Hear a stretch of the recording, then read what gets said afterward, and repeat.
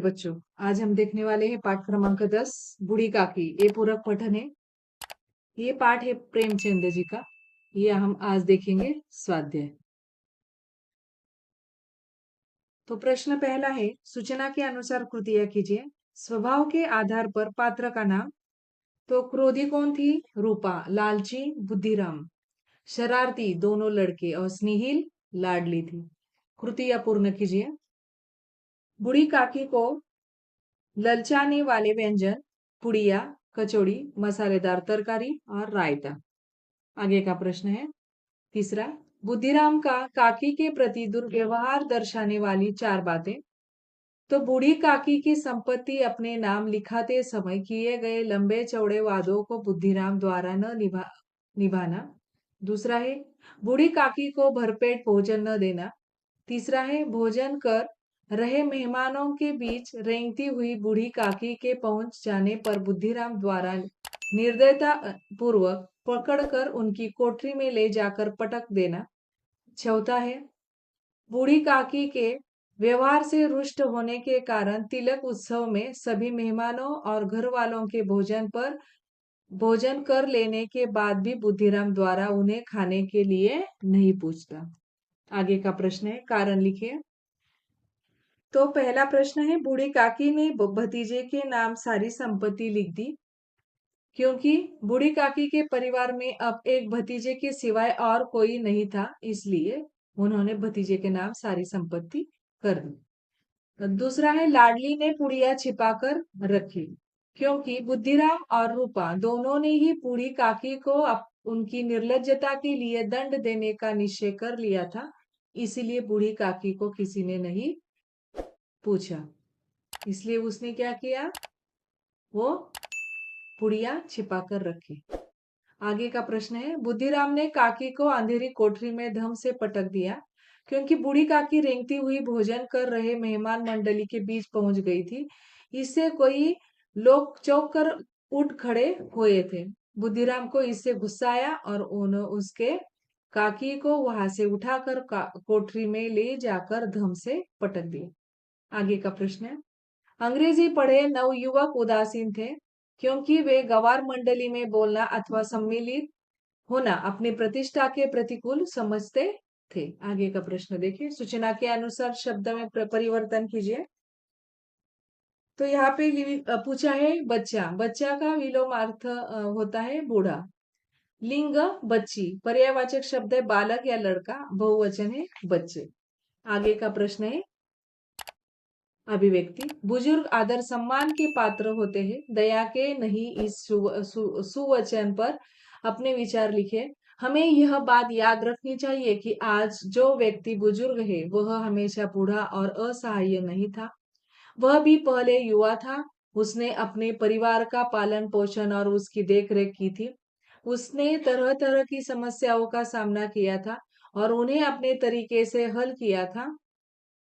उसे जीवन जीने का अनुभव है, लेकिन वृद्ध हो जाने पर किसी किसी परिवार में बुजुर्ग को किनारे कर दिया जाता है। उनकी सलाह या सुझाव को कोई महत्व नहीं देता है। इस तरह के व्यवहार से बुजुर्गों को अपनी सम्मान पर ठेस लगती महसूस होती है। किसी किसी परिवार में तो बुजुर्ग के खाने पीने को भी किसी को चिंता नहीं रहती। घर के लोग अपने में मगन रहते हैं और बुजुर्गों का कोई ख्याल नहीं करता। बुजुर्गों को खाने पीने के लिए उनका मुंह ताकना पड़ता है। हमें यह बात नहीं भूलनी चाहिए कि हम इन बुजुर्गों की संतान हैं। उनको पर्याप्त सम्मान देना और उनकी हर प्रकार से देखरेख करना हमारा फर्ज है।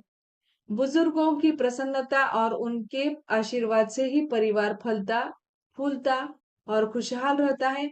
इसलिए बुजुर्गों को हमें सदा आदर सम्मान देना चाहिए और उनकी देखरेख करनी चाहिए। इसलिए बुजुर्ग का हमको क्या करना है? आदर और सम्मान करना चाहिए, क्योंकि उस मार्ग से हम भी जाने वाले हैं। ये कभी सोचना नहीं है। ठीक है, आगे देखें। भाषा बिंदु है। तो यहाँ पे निम्नलिखित क्रियाओं के प्रथम तथा द्वितीय प्रेरणार्थक रूप आपको लिखना है। तो ये पेपर को आता है, मैंने डिस्क्रिप्शन बॉक्स में इसकी लिंक भेजी है। ये बहुत इजी है, लेकिन तभी भी आप उसके एक बार देख लीजिए।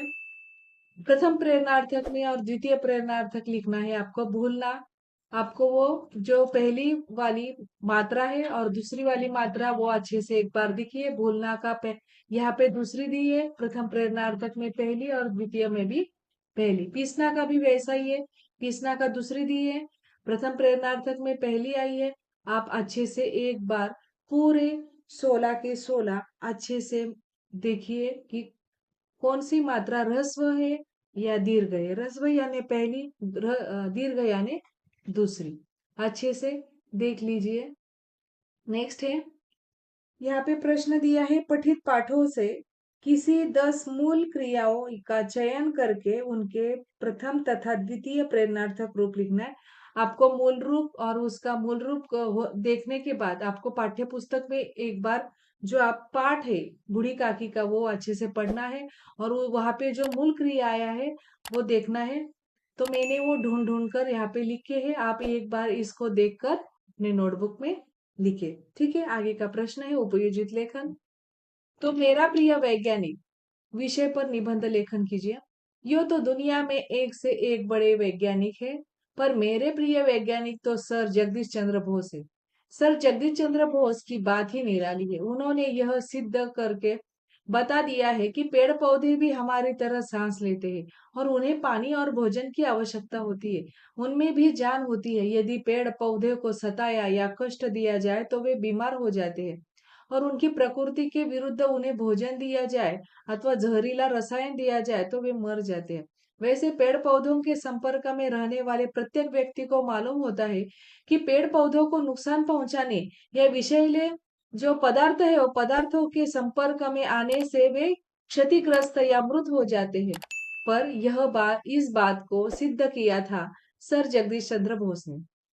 अपने शोध को सिद्ध करने के लिए उन्होंने खुद चुंबकीय केशकोग्राफ नामक यंत्र तैयार किया। उन्होंने इस यंत्र की सहायता से सबके सामने अपने प्रयोग से यह सिद्ध कर दिया कि पेड़ पौधों में जीवन होता है और प्राणियों की तरह उनमें भी विभिन्न क्रियाएं होती है।